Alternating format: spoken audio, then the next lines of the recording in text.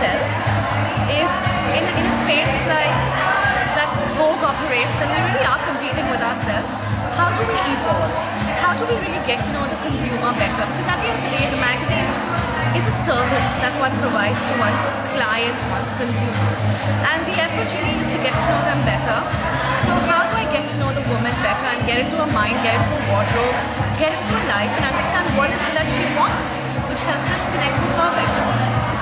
Priya, with so much online presence, social media, where do you see traditional print? Obviously it has been affected a little bit, but your thoughts? You know what? I don't think people need to choose. I don't think it's an either-or situation. I think the traditional print media that has fallen off is probably because it doesn't have anything unique to offer. I feel as long as content is original, it's unique, it serves a purpose, and it is curated. I think as long as we have that, the format of content doesn't need to worry, whether it's an online, whether it's an e-magazine or a print magazine. As long as you have something to offer that the client is interested in it, people will be faithful. People want a relationship with media, and that's not going to go out of fashion anytime soon, whether it's print, whether it's online. There is a worry of as many online websites failing because they will get lost in the sea of all the websites that are there. How do you retain your identity? What is your identity? What is it that you are providing that somebody else isn't? I think you need to answer those questions, and the answer to those questions will probably lead to your longevity in the media business. To be honest, the things I get mesmerized by isn't bling, purely because I started out being a journalist when I was very young. I was 21 years old. And I think when you enter the space from that point of time, you go either of the two ways. Either you get sucked into the whole thing and that defines you, or very early on you realize that at the end of the day, this really isn't who you are. It's really what you do. And I think I went the other way. Also the fact that I always had a very, very rich personal life.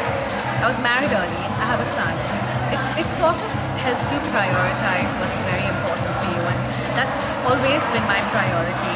What does mesmerize me, what I do get excited by, is people who manage to do exceptionally good work. It's people who really, like I said, live in the pursuit of ideas. Recently, I met Jonathan Ive of Apple in Florence, and I was tongue-tied.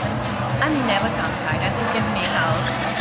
But I was super tongue-tied and super in awe of the fact that there is this human living genius amidst us. And those are the kind of people that really inspire me, are women, regular women who manage to do the extraordinary in their very ordinary lives. I think that itself is remarkable. And these are the kind of people that you learn from. Okay, I can't not ask you questions that are fashion-based. The most fashionable Indian actress? You're gonna get me killed. But I think I like Sonam and Kanaya. Okay. In Dubai, are you familiar with the whole Dubai celebrity social I'm scene? getting there. I'm warming my feet into it. I'm learning to... I'm curious, so I'm picking up all the magazines I can and trying to study them as religiously as I can.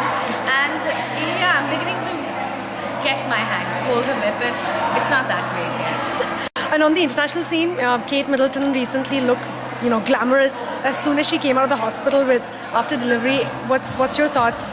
I think that's some tremendous pressure for a woman out there, but then that's also what comes with being a princess. And I think she did it so beautifully and effortlessly that I'm sure she knew that this is a part of being a princess, and she just played the role so beautifully that it looked effortless. I think the trick is, even if you're doing it, it's gotta look like you're not trying too hard, and she completely looked effortless. And Priya, my last question to you, and this I'm personally asking you because I'm an aspiring reporter / vlogger / whatever. It is very difficult to make a cut, and make a mark for yourself. What is your advice to people who really want to make it as a lifestyle reporter? Be hungry for knowledge, be hungry for information, and soak up information in any way you can. Read, watch movies, learn about what's going on in the world. You never know what inspires you to write.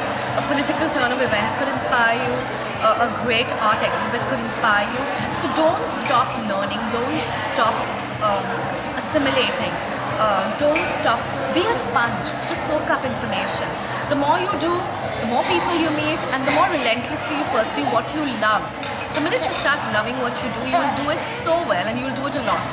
And that itself is your first step to being successful.